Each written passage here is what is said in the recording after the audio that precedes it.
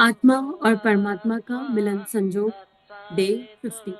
आइए समस्त देव सत्ताओं को देह रूपी मंदिर में धारण करें। एक विशेष धारणा भावना करें कि ये देह भगवान का मंदिर है। हृदय वो दरवाजा है जहां से इस मंदिर के पट खुलते हैं, और हृदय का दरवाजा खुलते ही हमें समस्त देव शक्तियां, उनका दिव्य प्रकाश अपने ही हृदय में नजर आने लगता है, अनुभव होने लगता है। हमारी समस्त इंद्रियां पूर्ण रूपेण इस देह रूपी मंदिर में स्थित परमात्मा पर केंद्रित हो गई है। इसी आधार पर इदम श्री सद्गुरुवे नमः के भाव के साथ आगे स्वाध्याय। पिछले स्वाध्याय में गुरुदेव ने हमें अंतर्मुखी होना समझाया, और गुरुदेव ने समझाया कि अंतर्मुखी हो जाएंगे तो कोई भी आकर्षण का सामना कर सकते हैं, किसी भी तरह के प्रतिरोध का सामना कर सकते हैं, और अंधा अनुकरण करना अपने आप छूट जाएगा। और उसके लिए हमको और भगवान से दूरी बहुत दूरी नहीं है। भगवान से दूरी केवल इसलिए है क्योंकि माया रूपी चश्मा चढ़ गया है, और इस माया रूपी चश्मे की कई सारी परतें हैं। जब हम इस यात्रा पर चलते हैं तो परत दर परत परत उतरती रहती है। अब गुरुदेव आज जो समझा रहे हैं, नया अध्याय है, भगवान के लिए द्वार खोले, स्थान गुहारे। अब द्वार तो धारणा के साथ ही खुल गया। देख लीजिए, चेक कर लीजिए कि क्या देह रूपी मंदिर का द्वार खुल चुका है, हृदय द्वार खुल गया है, और उसमें परमात्मा स्थापित हो गए। अब जिस जगह हमने भगवान को रखा है वो कैसा है, इसको भी देख लीजिए। जब हम किसी बिस्तर पर सोने जाते हैं तो कितनी साफ सफाई करते हैं, अपने घर में रहते हैं तो कितनी साफ सफाई करते हैं। कहीं एक जगह बैठना और वहां थोड़ी भी धूल हो तो पहले वस्त्रों की फिक्र हो जाती है और धूल को हटाते हैं और फिर बैठते हैं। और यहाँ तो वो परमात्मा, वो करुणावान ईश्वर आकर बैठ गए, ऑलरेडी ऑलरेडी बैठ गए, और उनका प्रकाश है हर जगह, एकदम दिव्य श्वेत प्रकाश, और उसमें समस्त रंग समाये हुए हैं। अब इसमें क्या मेरे देह भाव के रंग भी हैं? क्या वो काले काले डॉट हैं, ईर्ष्या के, धारणाओं के, बुरा लगने के, भला लगने के, मान अपमान अनुभव होने के? क्या इस तरह के कोई डॉट हैं? तो जरा भीतर अच्छे से झांक ले, क्योंकि जिस स्थान पर परमात्मा को बिठाया है, या जिस स्थान पर परमात्मा स्वयं आकर विराजित हो गए, वो स्थान तो निश्चित रूप से साफ होना चाहिए। और देह मंदिर है, इसमें कोई संशय नहीं है, देह मंदिर है। तो इसी को आगे पढ़ते हुए गुरुदेव कह रहे हैं, भगवान हमारे अंदर प्रवेश करना चाहते हैं, पर कैसे करें? और इस समय ये कृपा है कि भगवान अंदर बैठे हैं। भावना कीजिए कि हमारे हृदय में बैठे हुए इष्ट ही हमें ये सुना रहे हैं और समझा रहे हैं, और कह रहे हैं मैं टेम्परेरी नहीं बैठना चाहता, आज बैठा हूं, मैं परमानेंट यही रहना चाहता हूँ। प्लीज मेरी बात सुन लो ना, प्लीज मेरी बात सुन लो। ज्यादा गंदा होगा तो मुझको यहाँ से जाना पड़ेगा, और उस जाने में जो मुझे दुख होगा उसको तुम अनुभव भी नहीं कर सकते हो, उसके बारे में तुम कल्पना भी नहीं कर सकते हो। ऐसा सोचिए कि हमारे इष्ट ही हमारे हृदय द्वार से, हमारे हृदय के भीतर से हमसे कह रहे हैं। द्वार तो हमने सभी बंद कर रखे हैं, भगवान हमारे भीतर निवास करना चाहते हैं, पर वहां तो सब जगह भरी पड़ी है। अंतरंग के कोने कोने में हमने कबाड़ भर रखा है। ना जाने कितनी कामनाएं, कितनी तृष्णाएं, कितनी लालसाएं उसमें डेरा डाले पड़ी है। एक एक शब्द पर चेक लगा लीजिए भीतर, क्या कोई कामना है तो आज जो मंदिर में भगवान बैठे हैं उनके चरणों में रख दो। क्या कोई तृष्णा, लालसा है? ईर्ष्या, द्वेष, अहंकार, छल, दम और मत्सर जैसे दुष्ट दस्युओं ने जो जगह बची उसको घेर रखा है। एक तरफ इतनी सारे डिजायर्स, इतनी सारी कामनाएं, इतनी सारी लालसाएं, और उसके बाद जो जगह बची उसमें कंपैरिजन आ गया, गुस्सा आ गया, ईगो आ गई, छल कपट आ गया, मोह आ गया। फिर भगवान कहाँ बैठे?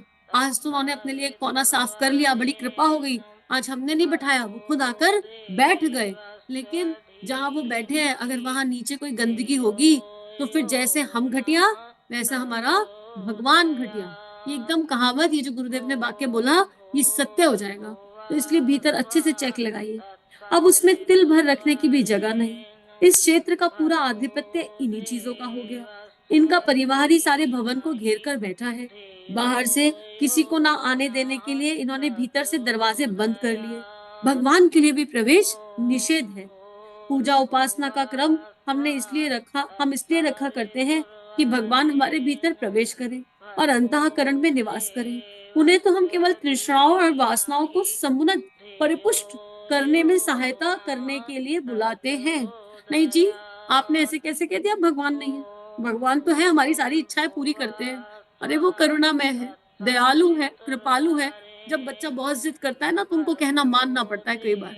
तो इसका ये मतलब नहीं है कि हम भक्त हो गए और हमारी हर बात भगवान मान रहा है। भगवान ने असुरों की भी बात मानी है। भोले शंकर की पूजा करते हैं असुर, मोस्टली देख ही लीजिए, सारे टीवी सीरियल्स में देख लीजिए, भगवान शिव एकदम भोले भंडारी। किसी ने तप किया तो मजबूरीवश उसकी बात मान लेते हैं। ब्रह्मा जी भी यही कर रहे हैं। इस तरह की बात कि जिस पर से भस्मासुर आ गया, जिसके सिर पर हाथ रखूं वो भस्म हो जाए, ब्रह्मा जी के पीछे पड़ गया। ब्रह्मा जी आप ही के सिर पे हाथ रख के पहले आपको भस्म करूंगा, आपने ये सृष्टि बनाई फिर मैं राजा बन जाऊंगा। तो क्या इसे भक्त कहेंगे हम? तो भगवान तो इतने दयालु है, इतने कृपालु है कि कोई जरा भगवान की तपस्या करने बैठ जाए तो वो कर्म का फल जरूर देंगे। वो कहते हैं कि तुमने करी तो अब तुम्हें कर्म फल तो मिलेगा।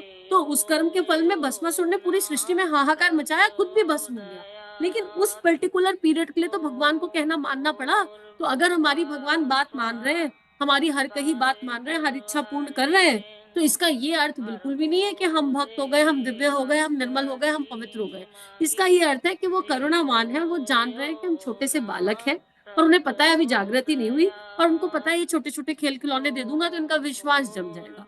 विश्वास जमेगा तो श्रद्धा आएगी, श्रद्धा आएगी तो ये समझेंगे कि भगवान से कुछ मत मांगो, भगवान से तो भगवान को भी मत मांगो। भगवान को केवल, भगवान से केवल मतलब ये एक ऐसी शक्ति है जिसको केवल हमको प्रेम करना सीखना है। भगवान से ना कुछ मांगो ना भगवान से कुछ चाहो, बस भगवान को चाहो। और जिसने भगवान को चाह लिया, उसे किसी और चाह की, उसे किसी और चीज की इस संसार में आवश्यकता नहीं पड़ेगी, और उसको कोई कमी भी नहीं होगी क्योंकि इच्छा ही नहीं होगी। जब इच्छा नहीं तो कमी कैसी, कमी कब अनुभव होती है? कोई इच्छा पूर्ण नहीं हुई तो कमी लगती है, और जब इच्छा नहीं बची तो कमी कैसी? सब कुछ पूर्ण हो गया। तो भगवान को हम बुला भी रहे हैं लेकिन लॉलीपॉप टॉफी के लिए बुला रहे हैं। अभी कल को हमारी संतान बड़े होके, मान लो हमारी संतान 25 साल की है, बड़े होके कह दे आपने कहा चलो अब विवाह के बारे में सोचे, और संतान कहते मैंने तो नियम ले लिया, ब्रह्मचर्य ले लिया, और मैं तो विवाह ही नहीं करूं जीवन भर। संतान ये कहते बस, कौन भगवान, कैसा भगवान, गई गाड़ी, ऐसे कैसे विवाह नहीं करोगे? ये कैसे हो सकता है? ये तो संभव ही नहीं है, तुमको तो शादी करनी पड़ेगी। उसकी इच्छा का सम्मान ही नहीं कर रहे। वो एक इंडिविजुअल आत्मा है, उसकी भावनाओं को नहीं स्पर्श कर रहे। भाई क्यों नहीं करना चाहते हो, क्या कारण है? अपनी रीजनिंग बताओ। वैलिड है तो बच्चे को समझाओ, वैलिड नहीं है तो उसको वैलिड नहीं है तो उसको सही दिशा दो, लेकिन फिर भी बाध्य तो नहीं कर सकते, निर्णय उसका होगा। और मान लो उसने भगवत प्राप्ति की राह चुन ली, विवेकानंद जी की राह चुन ली, मेरे विवेकानंद आइडल है भाई, मुझको नहीं करनी है शादी। जो विवेकानंद ने किया मैं वो एक्सपेरिमेंट करना चाहता हूँ अपनी लाइफ में। तो हम माता पिता जो इतने अध्यात्म की तरफ है, जो 50वीं ऑडियो तक आ गए और बड़ा रस लेकर सुन रहे हैं, वो भी शेकन हो जाएंगे, हिल जाएंगे। इसका मतलब छुपी हुई इच्छा तो थी, बच्चों की शादी होगी, फिर बच्चों के बच्चे होंगे, फिर उनको खिलाएंगे, कर लो फिर अध्यात्म, हो गया फिर भगवान का काम। इतनी सी बात तो हम मान नहीं पाए कि एक आत्मा, मैं एक आत्मा तुम एक आत्मा। तो अपने भीतर जरा स्ट्रॉन्ग चेक लगाने की आवश्यकता है। अपने बैरियर्स कहाँ कहाँ आ सकते हैं, उन संभावनाओं को कैलकुलेट कर कर देख लीजिए। ये तो एक छोटा सा उदाहरण है। और फिर हम क्या कहेंगे? फिर हम कहेंगे भगवान 40 साल से आपकी पूजा कर रहे हैं, क्या इस दिन के लिए कि हमारा 25 साल का बच्चा विवाह के लिए मना कर रहा है? और भगवान क्या करें? भगवान सिर पे हाथ रख के बैठ जाएंगे। ले, 40 साल से करी गई पूजा, उसका मतलब ही समझ नहीं आया, ऐसी पूजा का क्या लाभ हुआ? जब उपासना का अर्थ ही नहीं समझा तो उपासना का क्या मतलब रह गया यहाँ पर? तो इसलिए भगवान को ऐसी चीजों के लिए बिल्कुल नहीं बुलाना चाहिए। आगे कह रहे हैं, आगे गुरुदेव लिख रहे हैं, एक दुखी लकड़हारा जंगल में मौत को पुकार रहा था। मौत को दया आई, उसने प्रकट होकर पूछा मेरे लिए सेवा बताओ। तैयार हूँ, लकड़हारा घबरा गया। बुला तो लिया पर मुझसे क्या काम कराए? उसने सकपकाते हुए कहा, लकड़ी का गट्टा बहुत भारी था, उसे उठाकर सिर पर रखवा देने के लिए ही आपको बुलाया था। यह सहायता करके आप कृपा पूर्वक जल्दी लौट जाए। मौत ने गट्टा सिर पर रखवा दिया और मुस्कुराती हुई चली गई। तो भगवान से ये कहना आसान है, भगवान हम आपके लिए मरने को तैयार है ना, गुरुदेव हम आपके लिए प्राण भी दे देंगे, ये कहना बड़ा आसान है। जब यमराज एक्चुअली सामने आएंगे ना तब पता चलेगा कितने प्राण दे देंगे। गुरुदेव हम आपके लिए सर्वस्व दान करने को तैयार है, और अभी गुरुदेव कहते हैं जितना अकाउंट में बैलेंस है वो सारा का सारा एक चेक बनाओ और डोनेट कर दो, है सारा। फिर वही नेगोशिएशन चालू हो जाएगा। गुरुदेव पक्का सारा का सारा करना है, थोड़ा भी अपने लिए नहीं रखना, कल का भी हिसाब किताब नहीं देखना। तो ये कहना आसान है लेकिन करना मुश्किल नहीं, इम्पॉसिबल है। तो हमको चेक लगाना है। ये कहना आसान है कि समर्पण हो गया, पर समर्पण का रंग क्या होता है, समर्पण की पराकाष्ठा क्या है, ये हमारे जीवन के एग्जाम्पल से देखो। हमारे जो है इस देश में ऐसे बहुत बड़े बड़े एग्जाम्पल्स हैं जिन्होंने बहुत ऊंचे स्तर स्थापित कर रखे हैं। ऋषि दधीची समर्पण का एग्जाम्पल है, हड्डियां तक दे दी क्योंकि जनहित के लिए चाहिए थी। और हमसे अपनी तिजोरियां नहीं दी जाएंगी, हमसे अपने बच्चे नहीं दिए जाएंगे। हमसे तो अगर ये कह दिया जाए ना कि रोज भंडारा कर दो, 10 लोगों को रोज खाना खिला दो, यकीन मानो कोई 10 दिन खिला देगा, कोई 20 दिन खिला देगा, कोई 30 दिन खिला देगा, पर एक पॉइंट पर आकर निकल ही जाएगा मुंह से, यार या तो देह थक गई या पैसे बहुत खर्च हो गए, कब तक करना है गुरुजी, कितने दिन खिलाना है। हम तो इतना भी नहीं कर सकते। तो ये कहना आसान है कि हम भगवान का कहना मानते हैं, हम समर्पण करते हैं, लेकिन वो जब आता है ना सामने तब समझ में आता है कि समर्पण की परिभाषा क्या है। आगे लिख रहे हैं गुरुदेव, भगवान को हम लकड़हारे की तरह ही बुलाते हैं सिर पर गट्ठा रखवाने के लिए, उनकी गोदी में बैठने का हमारा मन कहाँ है। भगवान की गोदी ध्रुव को प्राप्त हुई, ध्रुव जैसा समर्पण करके दिखाए कोई। राजमहल त्याग दिया, 5 साल का छोटा बच्चा निकल गया, क्यों चाहिए बस एक भगवान की गोदी। भगवान ने कहा मेरी गोदी में आना है तो सारे खिलौने त्यागने पड़ेंगे बेटा। 5 साल के बच्चे ने सारे खिलौने त्याग, एक भी चीज नहीं चाहिए। नारायण आए, ध्रुव इतनी तपस्या मत कर बेटा, मैं तुझे ये दे देता हूँ, वो दे देता हूँ, इतनी सिद्धि दे देता हूँ, दुनिया भर के प्रलोभन। ध्रुव ने नहीं, मुझे तो बस गोदी चाहिए तो गोदी चाहिए, इसके सिवा मेरी कोई इच्छा नहीं है, मुझे और कुछ नहीं चाहिए। तो हम हम त्यागने को तैयार है। हमको तो चाहिए संसार भी सुधर जाए, संसार में मान सम्मान भी बना रहे, समाज भी सुधर जाए और भगवान भी मिल जाए। अरे दोनों चीजें ऐसी कैसे मिल सकती हैं? समाज भी हमारे बारे में बात ना बनाए, ऐसे कैसे हो सकता है? ऐसे संभव है? समाज का तो काम है बातें बनाना। तुम गधे को लेके चलो और गधे के साथ पैदल चलो तो समाज ये कहेगा ले पागल है, गधा है फिर भी पैदल चल रहा है। तुम गधे पे बहुत सारा बोझा डाल के पैदल चलो, ले निरी गधे पे इतना बोझा डाल दिया। तुम गधे के ऊपर सवार हो जाओ, ले इतनी भी दया नहीं आई, जरा से गधे पे खुद सवार होकर बैठ गया। तुम गधे को साथ लेके लो, बोझा अपने कंधे पे डाल लो, भाई कितना बड़ा मूर्ख है, बोझा खुद के कंधे पे डाल रखा है, गधे को ऐसे घुमा रहा है। तो समाज को तो मिल ही जाएगा हर परिस्थिति में कुछ कहने के लिए। ये हमको निर्णय लेना है कि हमारे गधे की क्षमता कितनी है, हमको अपने गधे के साथ क्या करना है। गधा हमारा है, हमारे पास है, हमारा है तो अधिकार नहीं है इस पे हमारा, पर भगवान ने हमको दिया है। तो मेरा गधा 10 किलो उठा लेगा कि नहीं, मेरा वजन उठा सकता है कि नहीं, मुझे अपने गधे को क्या डालना है क्या नहीं, ये इंडिविजुअली मेरा निर्णय होगा। तो मुझे इसमें समाज का क्या करना है? पर हम चाहते हैं कि समाज भी हमको पॉइंट्स देता रहे, गुड बुक्स के पॉइंट्स देता रहे, सबकी अच्छी किताबों में रहना सब चाहते हैं, बुरी किताब में कोई जाना नहीं चाहता। तो ऐसे कैसे भगवान प्राप्त होगा? तो अगर भगवान की गोदी में बैठना है तो आज हृदय के दरवाजे खुल गए, आज अंतःकरण को पूरी तरह साफ करना होगा। मन तो इन नट नर्तकों के साथ हास परिहास में उनका स्वागत सत्कार में लगा रहता है, जिनने अंतरंग का कोना कोना घेर रखा है और उसे अपने कब्जे में कर रखा है। हमारी प्रार्थना में बल ही कहाँ है जो भगवान को प्रभावित कर सके? गंदगी से सने पात्र में रखकर किसी संभ्रांत व्यक्ति को भोजन दिया जाए तो वो कैसे उसे स्वीकार करेगा? हमारे व्यक्तित्व भीतर और बाहर बेतरह गंदगी से भरे पड़े हैं, उसमें रखकर दी हुई प्रार्थना भगवान कैसे ग्रहण करेंगे? साफ बर्तन में ही भोजन करना चाहते हैं। अगर किसी को एक गिलास में पानी पिलाया है तो वो गिलास गंदा नहीं होता, लेकिन उस गिलास में फिर भी स्वयं पानी नहीं पीना चाहते हैं, झूठा गिलास है, तुरंत कह देते हैं ये गिलास तो झूठा है। क्या गंदा हुआ, उसमें जली तो था, किसी दूसरे ने एक तरफ से ऊपर से भी पिया होगा, तब भी झूठा गिलास है। तो खुद तो इतना स्वच्छ चाहिए, इतना साफ चाहिए। मार्केट में जाएंगे भैया डिस्पोजेबल में देना, क्यों? वो जो आपके कांच के गिलास में अपने जाने कितने लोग आकर जूस पी जाते हैं, कितने लोग आकर पानी पी जाते हैं। तो खुद तो इतने पर्टिकुलर है, एकदम बिल्कुल परफेक्शन चाहिए, और भगवान को मिलावटी प्रार्थनाएं ऑफर कर रहे हैं मिलावट के साथ, तो कैसे बात बनेगी? अब ये मिलावट कोई और चेक नहीं कर सकता, ये हम ही को चेक करनी पड़ेगी। और इसीलिए हम ये कह देते हैं, कहते हुए सुना होगा, अरे आपकी प्रार्थना भगवान जल्दी स्वीकार करते हैं, प्लीज हमारी तरफ से भगवान से प्रार्थना कर देना। अरे भगवान क्या ऊपर बैठा बायस्ड है कि किसी की प्रार्थना जल्दी सुनेगा और किसी की लेट सुनेगा?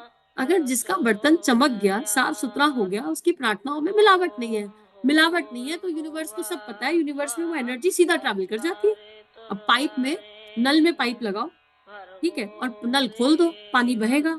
अब अगर पाइप में जगह जगह कंकड़ पत्थर होंगे तो एग्जिट माउथ से पानी बाहर थोड़ा ना आ जाएगा, वो प्रेशर क्रिएट होगा, पाइप का कनेक्शन नल से टूट जाएगा। एक टाइम पर ऐसा आएगा कि पाइप का कनेक्शन नल से टूट जाएगा। तो पाइप के अंदर जो रोड़े हैं, जो कंकड़ पत्थर है, पहले उनको तो हटाए। प्रार्थना रूपी पाइप तो भगवान तक पहुंच रहा है, मेरे हृदय चक्र से, तुम्हारे हृदय चक्र से, हम सबके देह से एक एनर्जी का पाइप यूनिवर्स तक लगा हुआ है, ठीक है। हमने उसमें प्रार्थना की फूंक डाली, और प्रार्थना की फूक तो तभी जाएगी जब उस प्रार्थना में मिलावट ना हो। प्रार्थना की फूक में भगवान नौकरी, भगवान बच्चे, भगवान संसार, भगवान ये वाली एनर्जी, भगवान उसका भला, भगवान इसका भला, भगवान ऐसा, भगवान आज तक तो इस पल तक तो ठीक सब ठीक है, 10 साल वो बच्चे की पढ़ाई के लिए बहुत सारा चाहिए होगा, फिर कैसे होगा? भगवान ये वाला घर ना पुराना सा हो गया, भगवान वो नया वाला घर, भगवान मोबाइल, भगवान ये, भगवान वो। प्रार्थना रूपी फूक के साथ इतना सारा तो कचरा भेज दिया। और वो वहीं पे या तो यूनिवर्स तक तो वो प्रार्थना कैसे पहुंचेगी? पहुंचेगी तो मिलावट के साथ पहुंचेगी। भगवान भी ऊपर बैठा मुस्कुरा रहा है, पाइप तो उसी के हाथ में, दूसरा सिरा। पर कुछ बाहर तो निकले उसमें से। जब कुछ बाहर ही नहीं निकला और जो निकल रहा है उसमें मिलावट है थोड़ी बहुत, तो कैसे प्रार्थना पूरी होगी? और एक पाइप नीट एंड क्लीन है, उसमें कुछ है ही नहीं प्रेम की ऊर्जा के सिवा। और जो पाइप नीट एंड क्लीन है उसको भगवान से कुछ कहना ही नहीं है। वहां तो हृदय से अपने आप प्रेम बह रहा है और अपने आप ऊपर जा रहा है और फिर लौट कर आ रहा है। वहां तो भगवान है, बस है, दैट्स इट। और या तो भगवान या भगवान का नाम। तो राम राम राम, राधा राधा राधा, अंदर जा रहा है और तू कुछ है ही नहीं। क्या कहे भगवान से? कुछ कहने के लिए बचा ही नहीं। भगवान साथ बैठा है, सामने बैठा है, उसकी गोदी मिल गई। छोटा बच्चा माँ की गोदी में बैठ जाए फिर क्या करता है? माँ के आंचल से खेलता है, माँ के गाल से खेलता है, माँ के बाल से खेलता है, माँ की बाली से खेलता है। कुछ कहता है थोड़ा ना है। और फिर थोड़ी देर में दूध पी के सो जाता है।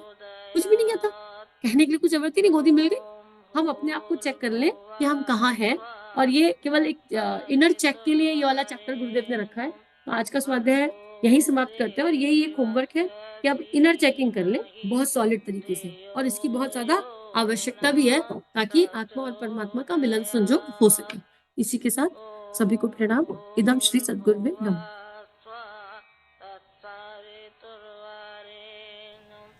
हमारे YouTube चैनल को सब्सक्राइब कीजिए और बेल आइकन पर क्लिक कीजिए ताकि आने वाली सभी वीडियो की नोटिफिकेशन आपको मिलती रहे।